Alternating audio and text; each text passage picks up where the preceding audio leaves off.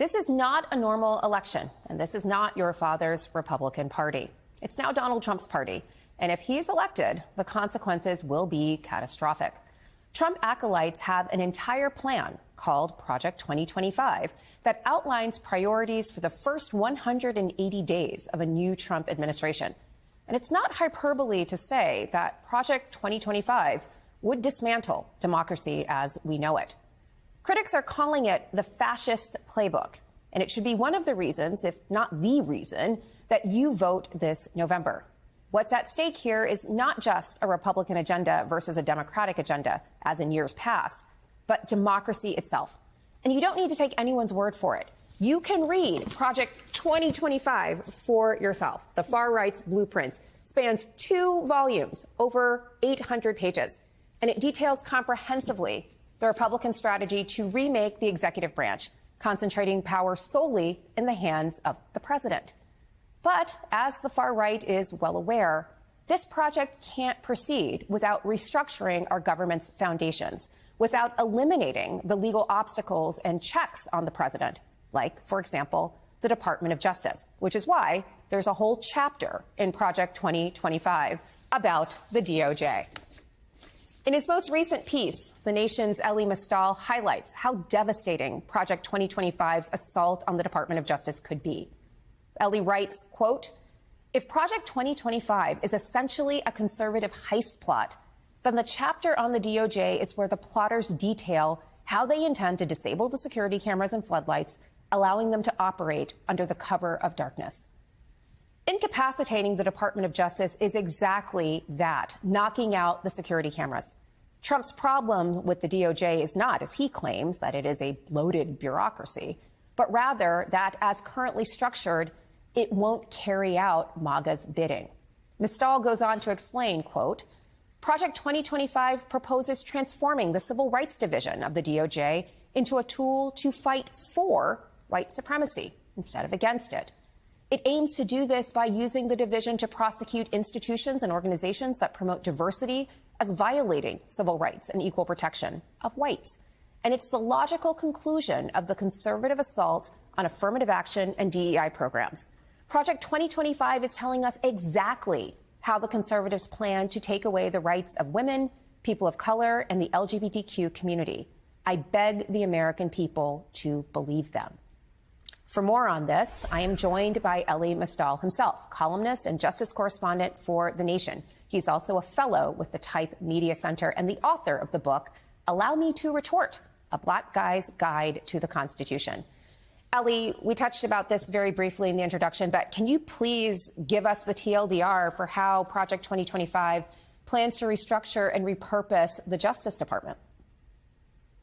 Yeah, so Project 2025 isn't a plan, it's a manifesto. It's a manifesto for how Trump's ruling junta intends to take over the legal structures of our nation. And it's really focused on the DOJ because, remember, folks, the DOJ hurt Trump, right? The DOJ stood up to Trump. And I say that having almost no respect for mustache-twirling racist Jeff Sessions. But when it came time to do the right thing, Jeff Sessions did the right thing and recused himself. I have almost no respect for Bill Grimace Barr.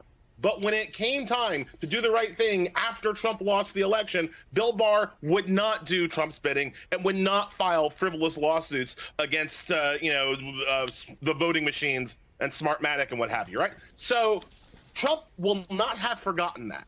And Project 2025 manifesto is his plan to remake the DOJ into an organization that will do its bidding, right? And the kind of key way to do that, I mean, look, the entire section is basically like a Seinfeld episode of Festivus. Like, it's just an airing of grievances that they have against, like, can we talk about one of those grievances? Can we talk about one of those grievances? There are many, you're right. Sure. But one that I found particularly troubling is that Project 2025 proposes to redirect the Department of Justice's focus from white-collar crimes to violent crimes. And I thought this was really interesting, given that many of the crimes with which Trump and, as you put it, his junta have been charged are often those white-collar crimes. So what do you make of this shift? Is this self-serving? What's the subtext here? Right. No, they're trying to keep Trump's family out of jail with this stuff, because one of the other things that they do, not only are they saying that the DOJ should focus on violent crime, not tax fraud, bank fraud, charity fraud, all the stuff that Trump's and his people are accused of, right? It also says that the DOJ needs to fire lawyers. They want the Department of Justice to fire the 300 or so lawyers that work for the FBI. Why do they do that? Well, because the lawyers who work for the FBI are the ones that tell the FBI what they can and cannot do. And Project 2025 doesn't like that. They don't want to tell the FBI what they can't do. They want the FBI to take their orders directly from a political appointee that is beholden to their attorney general. And that's the other thing that's, I think, most scary about this idea, right? Because if you look at who the Republicans are talking about for attorney general, they're talking about people like Stephen Miller. They're talking about people like Mike Davis. They're talking about people who think that the wrong turn for this country happened when Lee surrendered at Appomattox, right? And they want to take us back into that antebellum way of thinking. And that's who, next time around, Trump is going to appoint as his AG, a loyalist racist, as opposed to just a general racist. Well, let's talk about some prospective attorney generals. You mentioned Mike Lee and Stephen Miller, both veterans of the Trump White House. Mike Lee is now the senator from Utah. A recent Slate article suggests that Texas Attorney General Ken Paxton is also in the mix here. And Paxton has a really interesting record. He was indicted on security frauds charges that were later dropped when he agreed to do community service and to pay restitution.